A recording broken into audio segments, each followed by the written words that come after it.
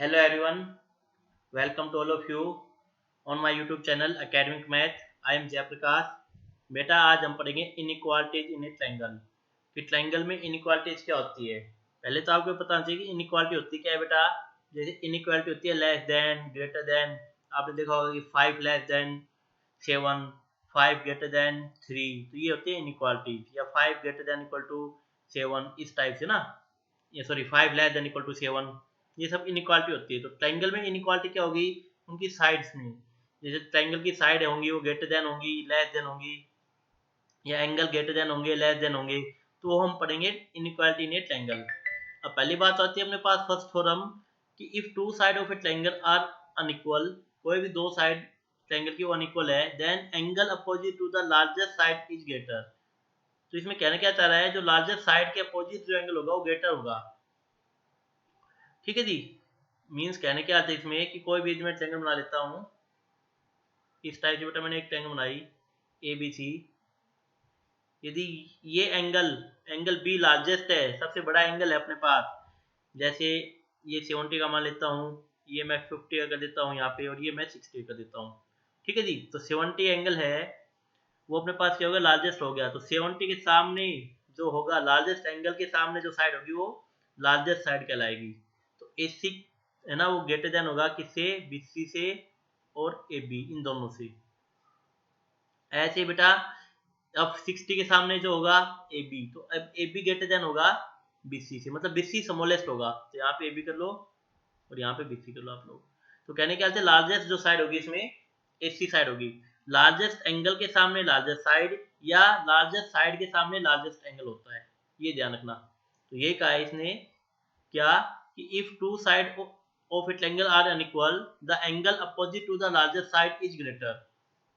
तो largest side के angle opposite to the largest side, तो जैसे 70 के सामने लार्जेस्ट साइड की अपने AC ना, तो ग्रेटर कहलाएगी अपने पास। नेक्स्ट थॉर्म में क्या कहा इसने कि in any triangle the side opposite to the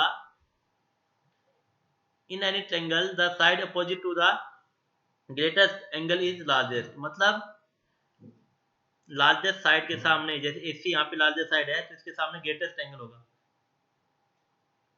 AC यदि लार्जेस्ट साइड है तो इसके सामने जो एंगल होगा वो ग्रेटेस्ट एंगल होगा। देखो ध्यान से, 70 एंगल बड़ा है 50 और 60 से, क्लियर में बात। और थर्ड क्या कहता है कि sum of two side of a triangle is greater than the third side. Means यदि अपने पास कोई भी ट्रायंगल है उसमें दो साइड का सम, जैसे ये एंगल ए के सामने ए साइड, बी के सामने बी साइड, और सी के सामने सी साइड, तो आपको पता होना चाहिए कि दो साइड का सम, जैसे ए प्लस बी क्या वो तीसरी साइड के से बड़ा होगा।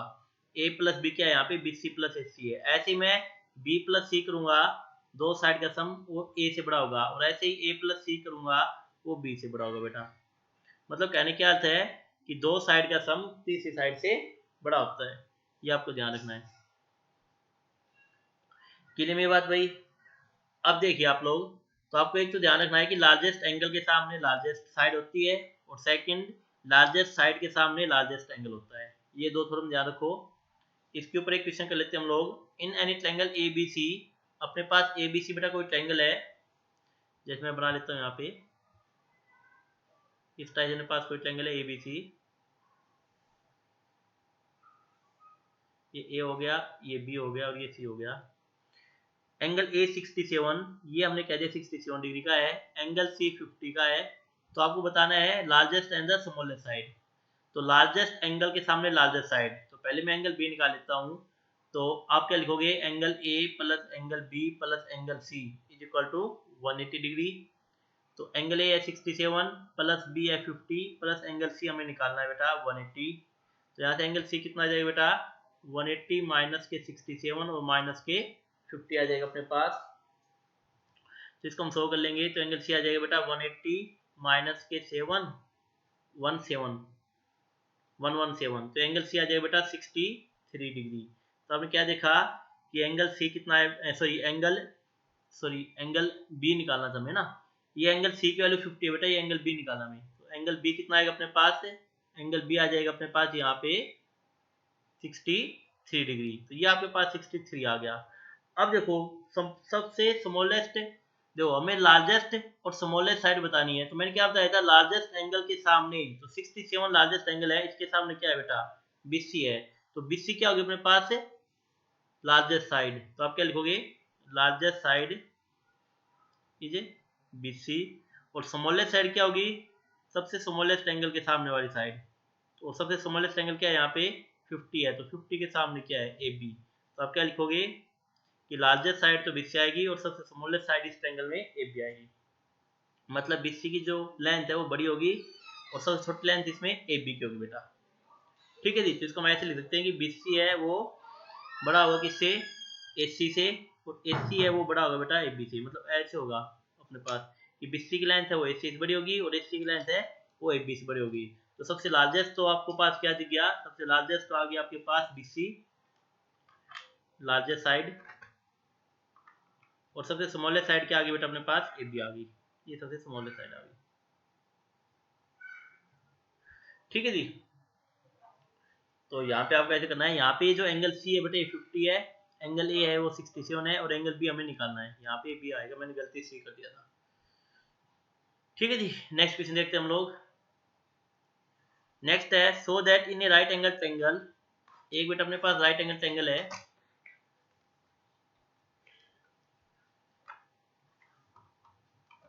So that in A right angle triangle, जैसे मैंने राइट एंगल ट्रायंगल बना लिया यहाँ पे, इसने कहा है कि hypotenuse is the longest side, कि कोई भी एक राइट एंगल ट्रायंगल है, जैसे मैंने ए बी सी ले ली, यहाँ पे राइट एंगल ट्रायंगल, ये बी पे 90 का एंगल है, तो hypotenuse is the greatest side, hypotenuse सबसे बड़ा होगा बेटा, ये बताना हमें। तो हम कैसे बताएंगे, देखिए यहाँ पे आप क्या लिखोगे कि as angle B is equal to 90 degree, angle B कितना है बेटा यहाँ पे 90 डिग्री का है।